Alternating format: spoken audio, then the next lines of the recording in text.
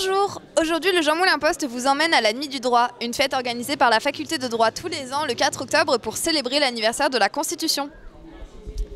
Malgré la pluie, on voit que vous êtes nombreux à être venus ce soir. Donc nous sommes ici pour avoir votre avis sur les différentes conférences proposées pendant cette nuit.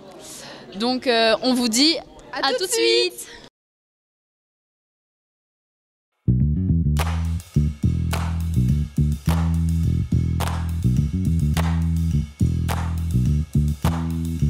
Du coup, tu t'appelles comment? Alors moi je m'appelle Lucas, je suis étudiant en droit, je viens de passer le CRFPA, donc les écrits. Là je prépare mon grand oral.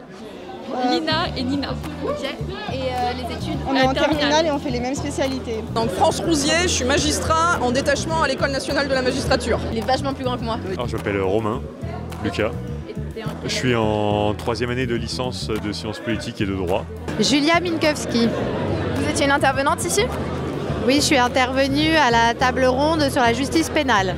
Antoine V. Okay. Et j'adore la Nuit du droit. André Soulier, avocat au barreau de Lyon depuis si longtemps que je dément absolument que j'étais là au temps des Romains. Marion. Et Alexandrine. Et vous êtes en quelle année de Master 1.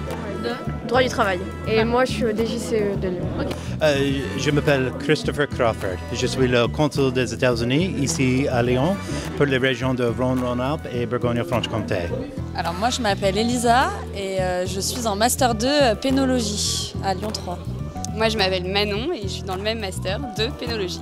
Et moi je m'appelle Emma et je suis dans le même Master de Pénologie aussi. Moi je m'appelle Ambrine. Moi c'est Elisa. Et vous êtes lycéenne, très bien. Qu'est-ce que vous avez pensé de la conférence? C'était intéressant, mais le vocabulaire il était un peu trop pointu pour qu'on comprenne, mais c'était intéressant quand même. On a échangé avec les étudiants, il y a eu toute une série de questions, elles étaient tout à fait pertinentes, tout à fait au fait de la société. Oui, vraiment, moi j'ai beaucoup apprécié d'être venue jusqu'à vous depuis Paris. Est-ce que les questions étaient intéressantes? Oui, elles étaient plus intéressantes que les réponses d'ailleurs. Ah ouais? Même les vôtres?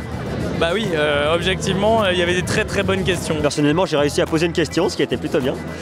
Quelle était ta question? Alors, j'étais dans la conférence sur le droit numérique et donc avec des notaires.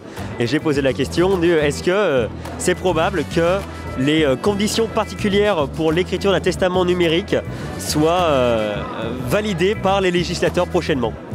Question importante qu'on se pose tous les jours. Merci Xav, franchement merci de l'avoir posé pour nous. Quelle était la réponse? La réponse était je ne saurais vous dire. Qu'avez-vous pensé de cette conférence? Non, c'était excellent vraiment de parler avec tous les étudiants, de voir les différents types de droits et vraiment d'avoir l'expérience d'avoir une connexion avec les étudiants et les professionnels. C'était extraordinaire. Franchement, c'était super bien. Ils ont pu argumenter, etc. Donc il y avait plusieurs notions, il y avait plusieurs dates. Franchement, c'était super bien. Je trouve ça intéressant, mais c'était un peu long à la fin quand même. Hyper intéressant parce que la conférence était vraiment menée par un journaliste. Et donc il y avait vraiment ce côté questions-réponses un peu qui est vachement instructif et puis chacun a une expérience différente. Mais la seule critique, c'est qu'ils étaient trop nombreux finalement pour le temps qu'ils avaient. Je trouve que l'aspect, comme c'était vachement centré sur les juges, c'est un aspect que moi je connaissais moins. Donc j'ai appris des choses. Mais je trouve que c'est utile. Okay. C'est utile et ça fait du bien, surtout après la pandémie, de retrouver des amphis pleins où on peut échanger. J'ai échangé avec les autres intervenants, j'étais très contente de voir le juge Van Ruymbeke qui a pris sa retraite et puis un ténor du barreau, comme on dit, André Soulier, ténor du barreau lyonnais, qui a 88 ans et qui exerce toujours, qui m'a donné son livre. C'est toujours intéressant de parler avec ses confrères, les magistrats. Moi, je trouve que c'est bien de se voir aussi en dehors des palais. Je suis intervenu pour dire, en quelque sorte, et c'est pas un langage religieux, ayez la foi.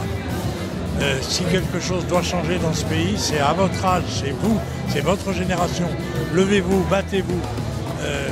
Il faut réformer cette justice. Ça fait plaisir de rencontrer les étudiants. Donc moi je suis magistrat, je travaille pour l'école de la magistrature qui a été vidée de ses auditeurs de justice, enfin de ses magistrats en formation pendant un an. C'était un peu triste quand on se rendrait à Bordeaux dans l'école vide ou à Paris où les collègues vont se former en formation continue et qu'il y avait des amphis vides.